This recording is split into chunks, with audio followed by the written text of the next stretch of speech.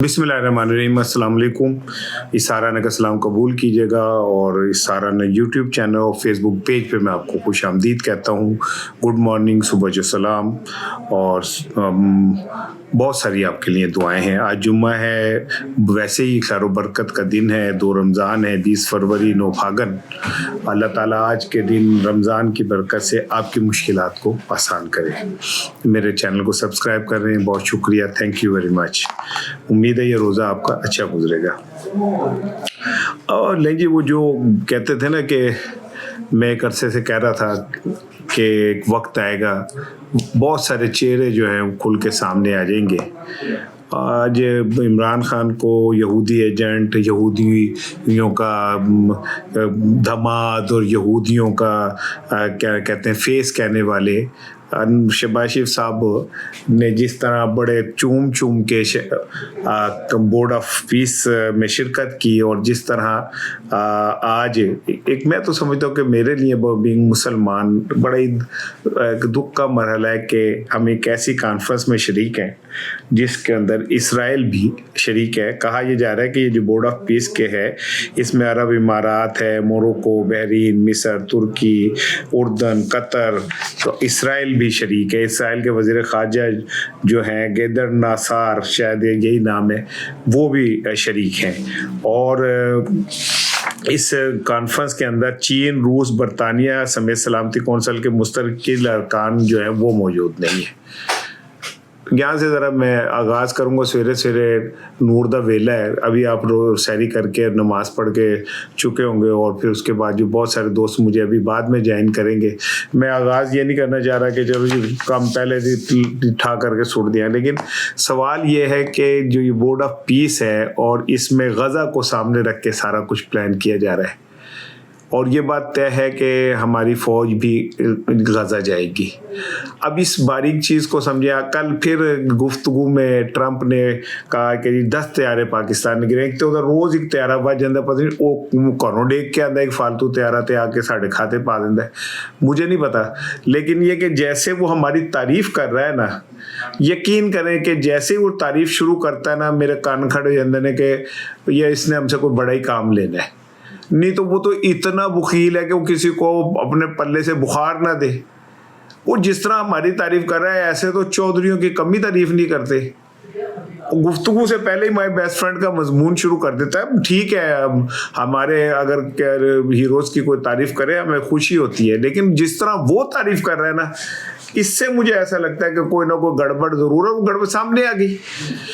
अपने 80 साल तारीख में पाकिस्तान ने कभी इसराइल के एक साथ किसी एक प्लेटफॉर्म पे भी इकट्ठे नहीं हुए। हाँ, खुर्शीद महमूद कसूरी जब वज़ीर ख़ारजा थे तो उनकी मुलाकात हुई थी इस्राएली वज़ीर ख़ारजा से, तो वो भी एक ऐसी सिचुएशन थी जिसमें उनका मिलना ज़रूरी है। तो खुर्शीद महमूद कसूरी कहते हैं कि मैं घर से जुमले तक रट के गया था कि मैंने एक लफ्ज़ फालतू नहीं बोलना, तो जाके एज मिल के तो जेड़ी गल सी करके तो हम आ गए थे। लेकिन ये तो बड़ा अफसोसनाक मौका है कि हम इसराइल के साथ एक कॉन्फ्रेंस में एक टेबल पे बैठ गए, और फिर उसके बाद हम गजा में जाएंगे अमन फौज का हिस्सा बन के। एवं तो नहीं साड़ी तरीफा करन दे ना। मैं ये बहुत दिनों से कह रहा हूं कि भाई खुदा का वास्ता इतना बड़ा अगर फैसला आपने करना था तो पार्लियामेंट में तो डिस्कस कर लेंगे। पार्लियामेंट कादे लिए रखी है, पांकोटल ही रखी है। जे तुसी आपने पार्लियामेंट में ही नहीं बहस करनी, पार्लियामेंट में इतने बड़े इशू को बहस नहीं करनी, तो पार्लियामेंट में सफेद हाथी ने जेड़ा पाले है वो कादे लिए पाले है। मुझे अच्छी तरह याद है कि जब हमने सऊदी अरब ने हमसे कहा जी यमन फौज भेजनी है, तो हमने पार्लियामेंट में डिस्कस करके सऊदी अरब को कह दिया भाईजान असि नहीं भेज सकते। लेकिन ये ट्रंप है ना,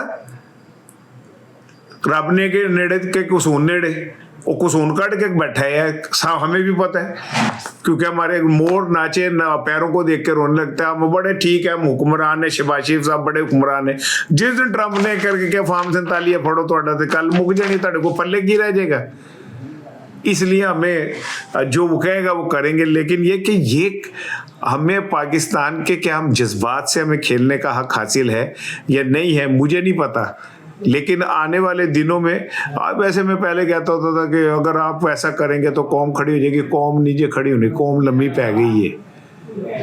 कौमों की जिंदगी के अंदर गैरत, हमीयत, अपने हकूक के तहफ़्फ़ुज़ के लिए ताकत साढ़े कोल कुछ नहीं की। साढ़े गिट्टे गोडे असी रह गए हैं।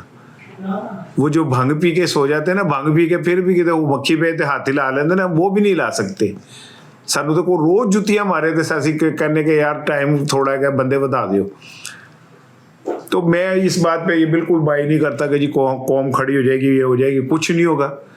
अभी कुछ दिनों में आप देख लीजिएगा शुरू हो जाएगी इस पर डिबेट, लॉबिंग शुरू हो जाएगी कि जी उत्थे भेजना सानू बहुत फायदा होएगा, हम जाके उनका तहफ़्फ़ुज़ करेंगे, हम हमास का। हालांकि हमास से हथियार छीन ने ट्रंप ने। मैं अपनी पाक फौज पे नहीं शक करता, खुदा की कसम। आप मुझे उनका कुछ भी एजेंट कह लें, जो मर्जी कह लें, मैंने कोई फर्क नहीं पै रहा है। लेकिन जो बच्चे बॉर्डर के ऊपर अपनी जानों की कुर्बानी देते हैं, हम उनको क्यों ना ताज़ीम दें। जो मोर्चों में जाके ठिठरती हुई सर्दियों में बर्फानी उस पर जाके खड़े होकर हमारी हिफाजत करते हैं, हम उनकी तारीफ क्यों ना करें। सानू हाँ इख्तलाफ है ऊपर बैठे हुए लोगों से, और उनके खिलाफ हम खुल के बात करते हैं, और हमें अल्लाह का शुक्र है कि अपने ज़मीर के मुताबिक बात करते हैं। लेकिन इस तरह अगर फर्ज करें, अल्लाह ना करे, वहां पे जाके हमें हमास का आमना सामना हो गया, तो कितना खौफनाक आप सोच लें कि सब कुछ होगा। फिर हम वहां जाके खड़े होंगे, उत्थे इसराइल है, इसराइली गजा, कोई कहते हैं ये इसराइल का हिस्सा है। असि इसराइल के हिस्से दे विच जाके जो तो अपनी फौज लेके जावांगे और इसराइल से हमारी कुछ हो गई, तो समझे कि वो एक जो बफर जोन है इसराइल और हमारे दरमियान, जो टकराव से हम बचना चाहते हैं, बचना भी चाहिए, वो तो मुक जाएगा। अल्लाह पाकिस्तान के ऊपर रहम करे। कल मैंने अलीमा खानम के एक वीडियो की आपसे शेयरिंग की थी, जिसमें उन्होंने कहा था कि मैं ताकतवरों से कहा था कि जी मेरे भाई को हॉस्पिटल करा दें, उसकी आंख बचा लें, तो हम डील ऑफर करते हैं। अब इस डील ऑफर करने के बाद या इस बात से उनकी बॉडी लैंग्वेज पे भी मैंने बात की कि वो इतनी एग्रेसिव नहीं थी। एक बहन, उसका भाई, उसकी आंखों के सामने जो है उसकी बिनाई जा रही है। एक बहन अपने भाई को देख रही है, सारी दुनिया अपने बच्चों के साथ बैठ के सैरी कर रही है, इफ्तारी कर रही है। वो बंदे का क्या कसूर है? उसे कमरे में आपने बंद किया होगा, अकेले बैठ के उन्हें सैरी की होगी, अकेले बैठ के इफ्तार किया होगा। वही सोचा होगा कि जिनके लिए मैंने ये किया, तो समोसे, पकोड़े, कचौरियाँ, दही पल्ले ला के बैठे होंगे, सैरी के अंदर पराठे खा रहे होंगे, लस्सियाँ पीन रहे होंगे। किस कौम के लिए वो सारी अपनी जान की कुर्बानी दे रहे हैं।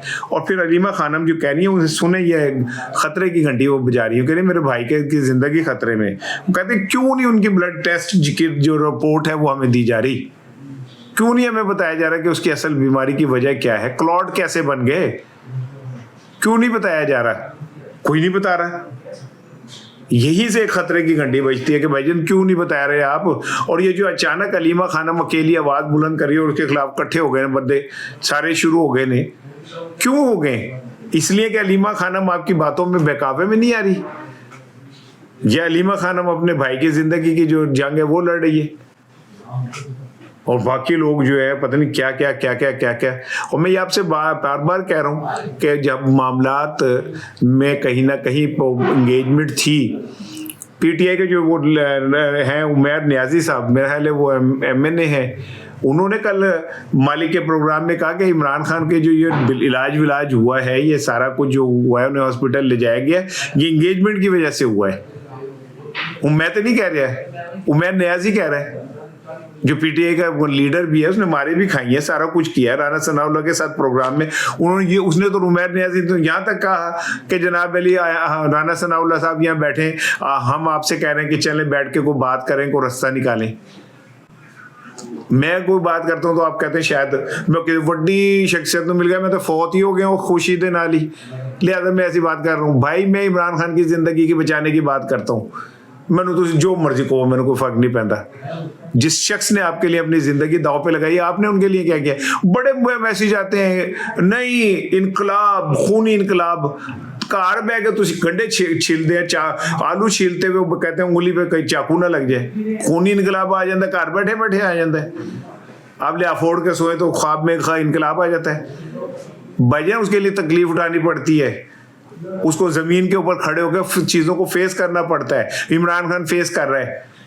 आप तो बड़ी मजे से सैरियां करते हैं, वो बैठ के कल्ला जो सैरी करते हो ना, तो सोचता नहीं होता वो एक अंधेरे के अंदर जब उसकी आंख के अंदर से उसे नजर नहीं आता होगा तो वो सोचता नहीं होगा दुनिया उसकी खूबसूरती की फैन थी, दुनिया उसके एक अंदाज की फैन थी।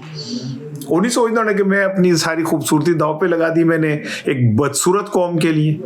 वो उन्हें भी सारे नहीं जी नहीं, हमें यूं नहीं करना चाहिए। आप बाहर बैठ के तुसी जनाब मंगा दे जाते हो, अंदर बढ़ के तुसी कुछ करना नहीं का। बहरहाल मैंने फिर आपको बताया कि एंगेजमेंट तो है, और ये एंगेजमेंट अल्लाह करे कोई रास्ता निकल आए, कोई बेहतरी की तरफ चली जाए। हाँ, कराची में फिर कोई साढ़े लिए चंगिया खबर है ही नहीं है यार।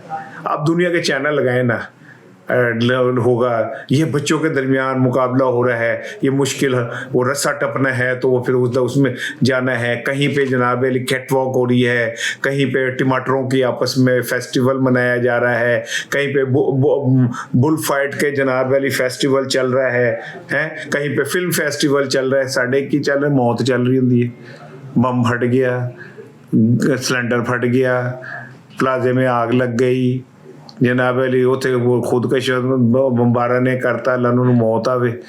हमारे पास कोई अच्छी खबर है ही नहीं, सारिया बुरिया खबर साढ़े खाते पे ही ने, हर बुरी खबर जो है ना हमारे खाते। अब वो कराची के सोल्जर बाजार में अब वो गैस सिलेंडर धमाका, वो कह ये रहे हैं कि गैस सिलेंडर धमाका है, और उससे 15 अफराद जो है जिनमें ख़वातीन और बच्चे शामिल हैं जाँ बाग हो गए। अल्लाह ताला उनकी मगफरत करे। उनकी तो ईद हो गई, जितने उनसे रिलेटेड लोग थे ईद हो गई। लेकिन ये आसिफ अली जरदारी गैरत से झेल काटने वाले और जरदारी साहब ने इमरान खान को मशवरे देने, और तुझे कराची का जो बेड़ा गर्क करता है अल्लाह आपसे पूछेगा। वहाँ कोई प्लानिंग नहीं है, कोई कानून नहीं है, कोई कुछ नहीं है। वहाँ पे भत्ता माफिया है, पर्ची माफिया है, पानी माफिया है। वहाँ पे वो पानी लाने वाले जो होते हैं वो दंदनाते फिरते हैं, बंदे थले दे दो, ठीक है, चाइना कटिंग कर लो, कोई पूछने वाला नहीं। तो 40 साल हुकूमत करके कराची को तो संभाल नहीं सके। इमरान खान को आप मशवरे देते हैं, जरदारी साहब बातें करते हैं इतनी बड़ी बड़ी। आप जी ऐसा लगता है कराची जो है ना कोई इलाका गैर है, या कानून नामी कोई चीज नहीं है। देखना है कानून सीखना है तो सीखे बरतानिया से। शहजादा बादशाह चार्ल्स के जो भाई हैं प्रिंस एंड्रयू, उन्हें गिरफ्तार कर लिया गया है। उनका नाम है वो उसमें एप्स्टन फाइल्स में आ गया। बादशाह जितना भी मर्जी बड़ा है, लेकिन विचों बंदा चवल हो तो फिर चवल ही निकल आता है। लेकिन आप उनके कानून को देखें, उन्होंने ये नहीं कहा जी इसे इम्यूनिटी हासिल है जी कोई बादशाह सलामत है जी, इनको तो कोई पूछ ही नहीं सकता। दुनिया के जो मुआशरे तरक्की करते हैं, जिनकी कोई इज्जत होती है, उनका यही हाल होता है कि एंड्रयू शहजादे को भी गिरफ्तार कर लिया गया जनाब, माफी शाफी कोई नहीं है। अब वो अमीषा पटेल कहो ना प्यार है की हीरोइन, एडी वो पॉपुलर हिट हीरोइन हुई सी है, उसको गिरफ्तार कर लिया जाली चेक के अंदर। और वो जो एक मजाही अदाकार है, उनका नाम मैं भूल गया, छोटे कद का, उसको भी पकड़ लिया जाली चेक में। भाई वहाँ पे कानून, जहाँ कानून की हुक्मरानी खत्म हो जाती है ना, वो वहाँ पे मुआशरे तबाह हो जाते हैं। हमारा मुआशरा तबाह क्यों है? लाहौर में मटन 4000 रुपए किलो बिका है। अंदाजा करें कि हम मजहब के नाम पे, रोजे के नाम पे क्या कर रहे होते। 4000 रुपए किलो। जाके देखे सब्जियां फलों को आग लग गई है, और फिर हम कहते हैं फ्यूज़ो बरकत का महीना है, अल्लाह की रहमतों का बरकत महीना, वो तो लानत पैनी है। यहाँ दुनिया में भी और आखिरत में भी लानत पड़नी है तुम पे। तुम रमजान को अल्लाह ने तुम पे रोजे फर्ज किया, तुझे क्या पैसे कमाने फर्ज ने? ऐसे मुआशरों की क्या हैसियत रह जाती है? ऐसे मुआशरों की जहाँ लोग भूखे मर रहे हो, खाने को कुछ ना हो, और उनके मलकाएं जो हैं वो 12-100 करोड़ के जहाज खरीद रही हो, उस मुआशरे की क्या वो रह जाती है? इमरान खान के हवाले से तो इतलात यही है कि जनाब अली अब ईद तक उनकी किसी से कोई मुलाकात नहीं होगी, बल्कि बुशरा बीबी की भी जो मुलाकातें वो बंद हो जाएंगी। बुरा वक्त, मुश्किल वक्त है इमरान खान के लिए। और ये जो बाहर बैठे हुए लोग हैं, गंदापुर जैसे, वो यूसुफ जैसी, मरवत जैसे, शानदाना गुलजार जैसी, जो अभी भी बजाय ये कि इमरान खान की रिहाई के लिए करें, वो सिवाय एक काम के कि बुशरा जो अलीमा साहिबा जो अपने भाई की आवाज़ बुलंद करिए, उन पे तनकीद, उनके ऊपर गंद उछालने की, सब चेहरे बेनकाब हो रहे हैं। बहुत सारे लोग जिन्हें दोबारा लॉन्च किया जा रहा था, गंदापुर साहब को लॉन्च किया गया दोबारा, वो गए, उन्होंने मुजाहरे में भी शिरकत की, वो फला जगह भी गए, फिर जाके उन्होंने वही चावल मारती कि जी वो यूं है और यूं है, एक्सपोज हो गए। एक बात मैं जरा आपको तसल्ली से कह सकता हूँ, पूरे ईमानदारी से रोजे क्या उसमें हूँ, मेरे ये अंदर से विजदान कहता है कि इमरान खान के गिर्द जितनी लीडरशिप है वो कहीं ना कहीं कंप्रोमाइज है, कहीं ना कहीं कंप्रोमाइज है। अगर इनमें कोई कंप्रोमाइज नहीं है तो सिर्फ एक शख्स है जो अडयाला जेल में बंद है, जो जूती के नोक पे रखता है, क्या कहते हैं, ऑफर्स को, और जूती के नोक पे रखता है छोटे छोटे मुफादात को। दो नीम इनकी ठोकर से सहरा व दरिया, सिमट कर पहाड़ इनकी हैबत से काई। ये वो है। लेकिन मैंने ना पढ़ा था कि जब ख्वारज़म शाह जो था वो मंगोलों से जंग करते हुए उसने अपनी कौम की तरफ देखा और कौम जो थी वो उसके साथ नहीं खड़ी हुई, तो कहते हैं कि एक सुबह ख्वारज़म शाह अपने घोड़े पे बैठा और जंगल की तरफ निकल गया, फिर उसके बाद कभी पता नहीं चला कि ख्वारज़म शाह कहाँ गया। आखिर कब तक हम मुसलमान अपने ख्वारज़म शाहों को ऐसे ही अपने हाथों से गवाते रहेंगे, अपनी बुज़दिली और बेशर्मी की नज़र करते रहेंगे?